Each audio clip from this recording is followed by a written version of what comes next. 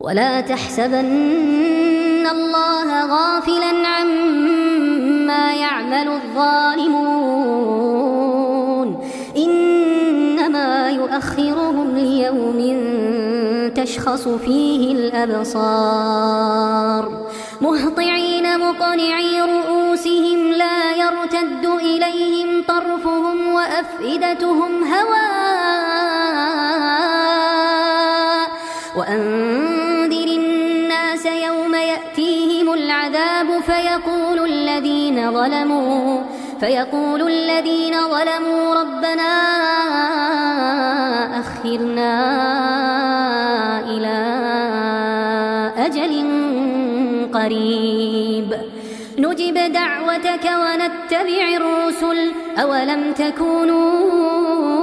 أقسمتم